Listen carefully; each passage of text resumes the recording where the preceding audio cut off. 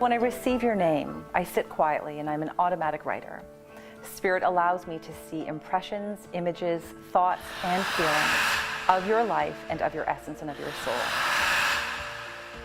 We are souls having a human experience in our lives. Sometimes our human experience can be unkind. It can be unkind to those whom we love the most, whom we're supposed to show this love to. When we cross over, our soul evolves. It evolves to that place of all-knowing, to love and to forgiveness and to compassion. So when a loved one comes forward who had an unkind physical presence in your life, it is so important for you to know and to understand that their evolved soul is who is coming forward. Patty, I want to thank you so much for coming today for your reading. I just want to reference the fact that this is your spiritual blueprint that I have created for you from my soul to yours. You have two people that were stepping forward. The first person who has come forward for you, your mother. Yes.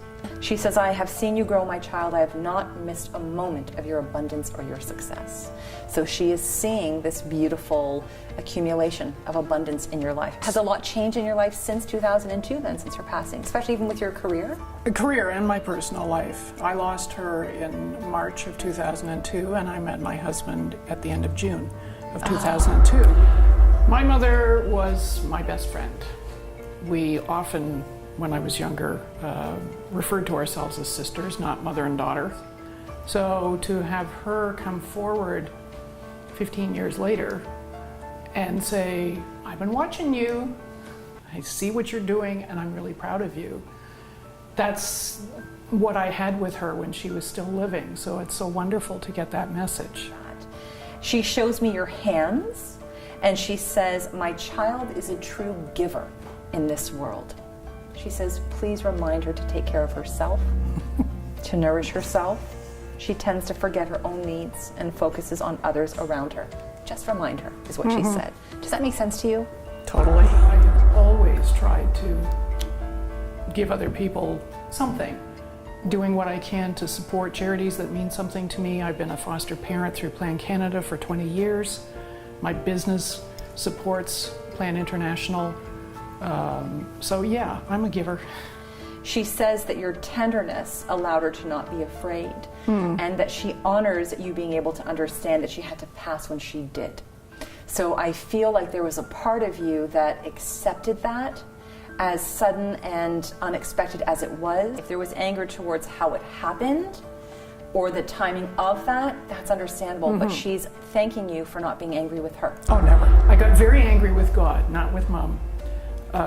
Because, as I say, she was my best friend, my biggest supporter, and I felt so alone after she was gone. And I remember sitting crying in my den and having this very loud conversation with God saying, you owe me.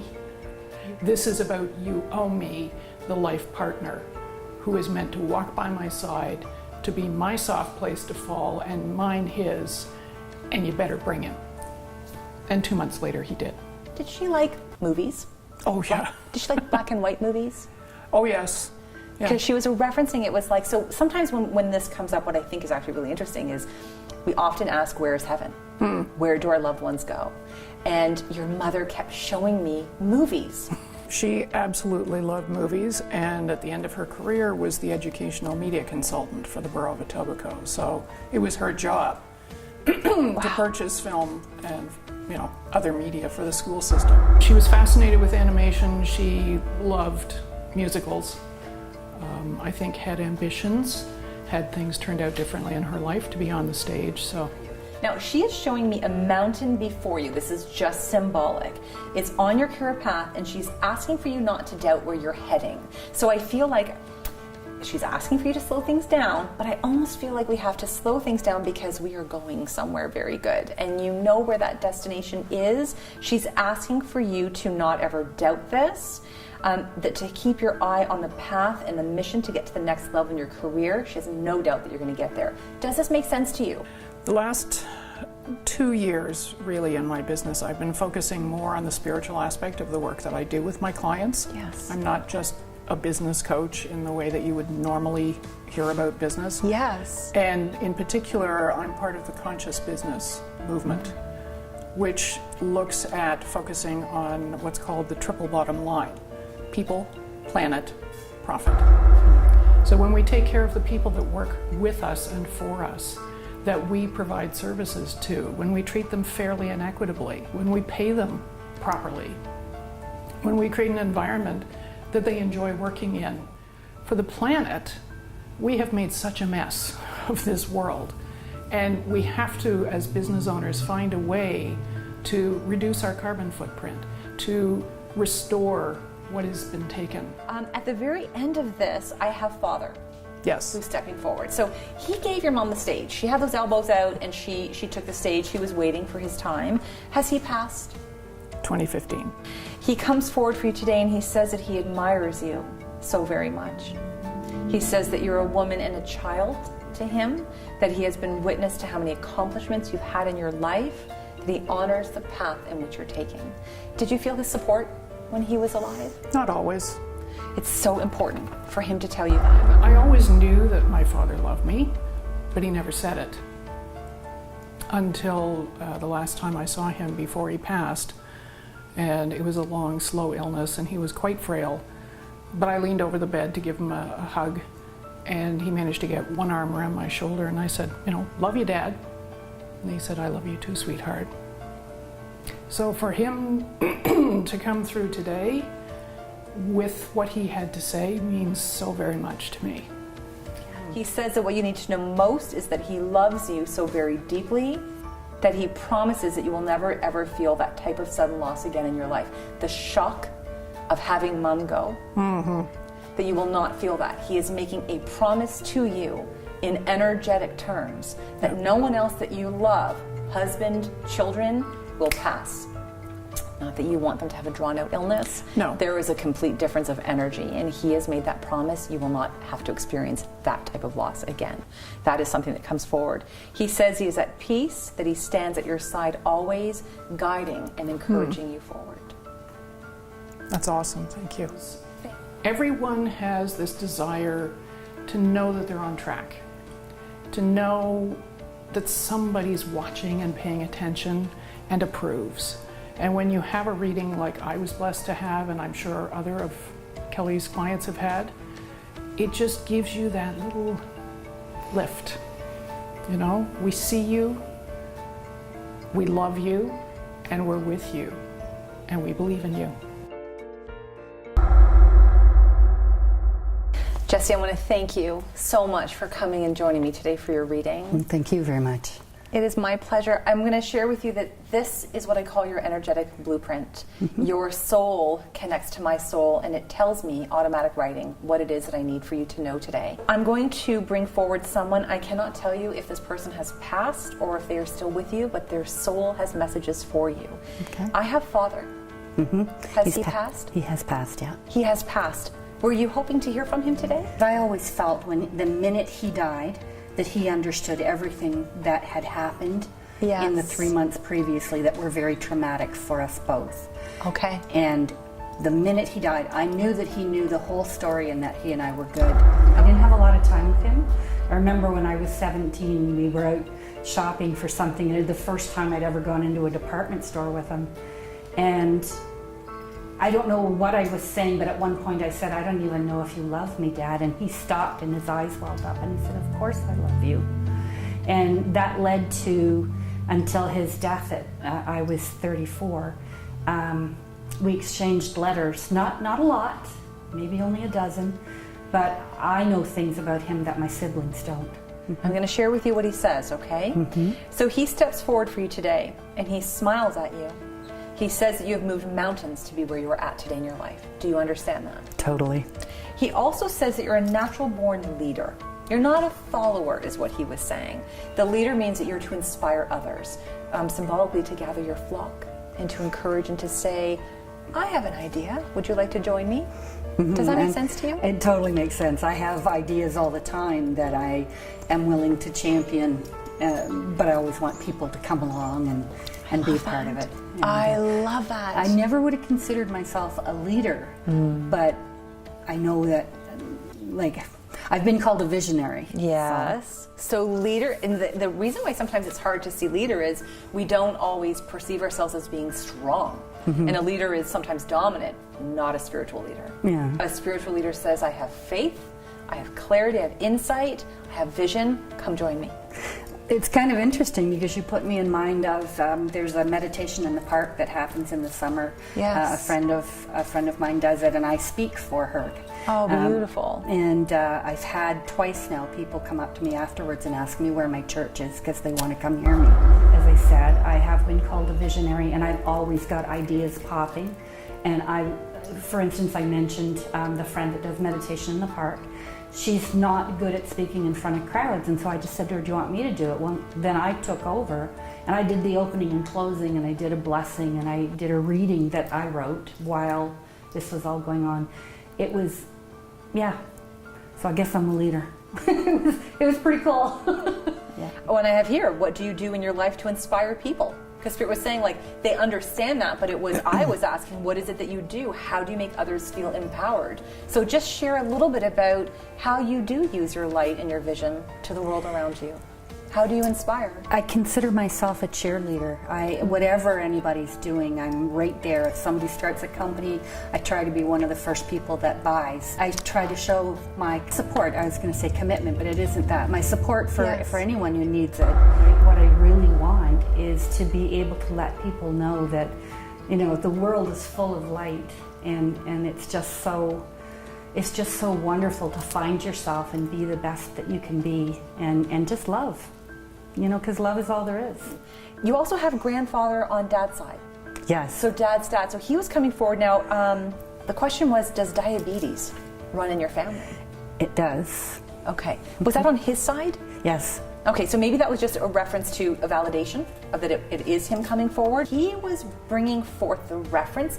Do you know about the chakra system Sure and the do. energy centers? Okay, so he was referencing the pineal gland, if I'm saying it right? Yes. To the root chakra for you. He pinned those two together. Grandfather says that you are enlightenment. He has been witness to the creation and the development of your spiritual journey. He is your cheerleader for your spiritual path. He is granting you permission. He's asking for you to create the balance. This is where it comes in between those two. The balance between a spiritual awakening through the pineal gland and fight or flight in the root chakra. You don't ever have to panic or feel, oh my God, if I don't act now, it's going to go away. This idea is not going to happen. I have to act, but I'm not ready. Do you understand that connection? I do. So he's saying, you see it. It will happen. Just like you said, I'm building the blocks and the foundations. I want to have a place where people can come to. I'm building those blocks.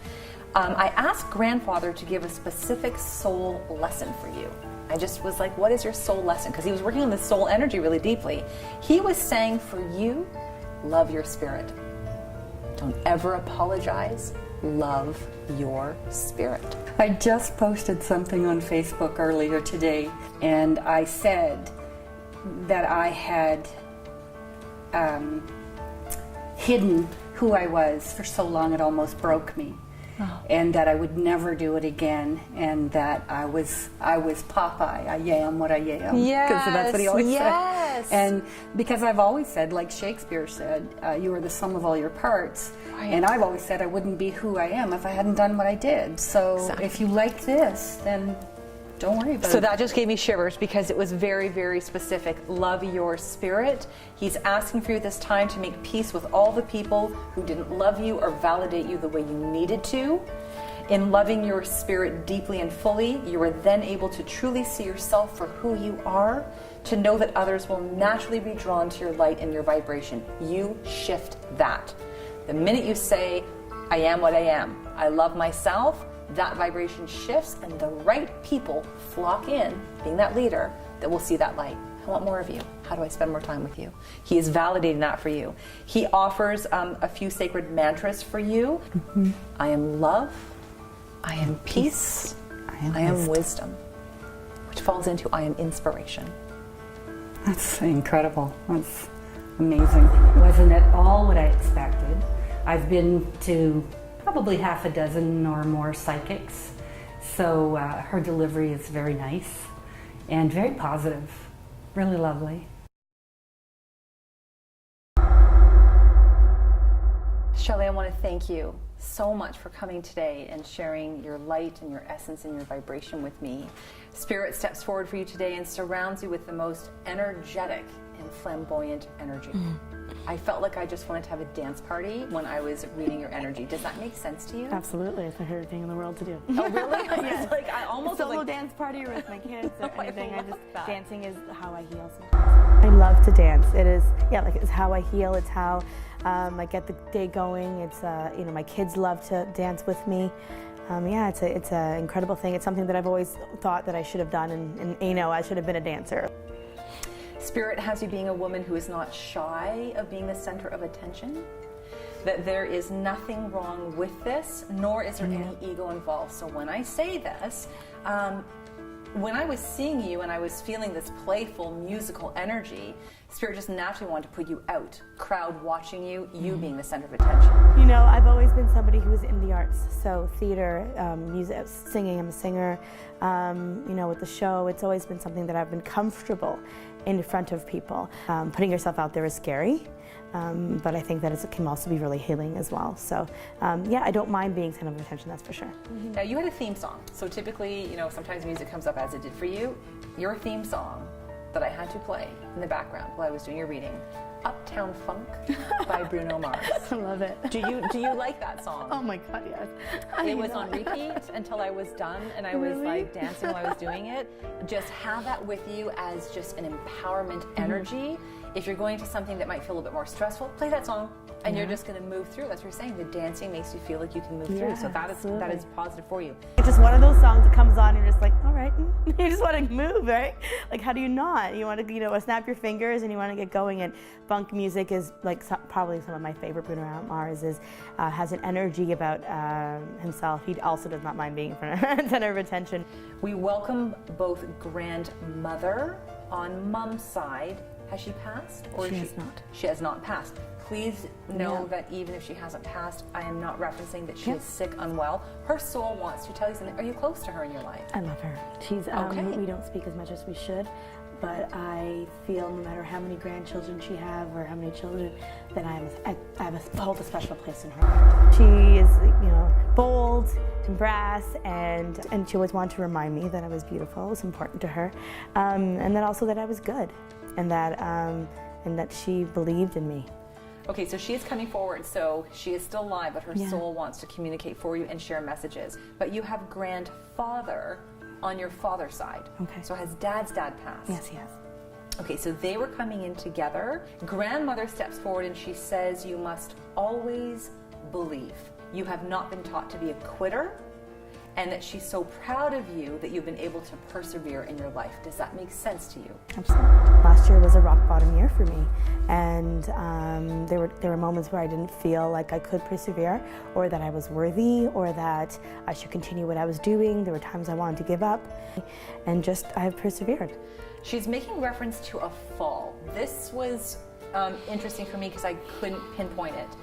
Did you have someone in your life that passed away from a fall? You did? Yeah, my uncle. Your uncle did? Yeah, okay. he fell down the stairs and broke his neck. Oh, jeez, I'm so sorry. And he was like a father to me. Was it her son? It was her son. It was her son, okay. Yeah. It was obviously shocking. Yes. And a hard loss for our family. Yes. Please know that his spirit is at peace. He's not coming through energetically angered or sad or frustrated at the timing of his passing. Yeah. Her soul is acknowledging that, which means his soul is bringing that forward through her. One of the best influences in my life in terms of like a man that I loved and looked up to was my uncle, and he's the one who had passed. He had fallen down the stairs, and my aunt had found him, and it was a very late night phone call, this is what happened. And it was just, there was a lot of guilt. There was a lot of guilt for me not being there for him near the end, a lot of guilt from him. I know from the position he was in, he was an alcoholic. She's referencing an important document. I don't know what this is. Right now, at this time in your life, is there a document that is important to you? And it's very important to her that the details are always looked at. And she's actually having a hard time being able to travel back to come see us because of not having her proper documentation. And now that I'm thinking about it, even talking it through with you, that could be exactly what it is. She's missing us, we're missing her, and I think we need to make sure that she's able to travel back and forth.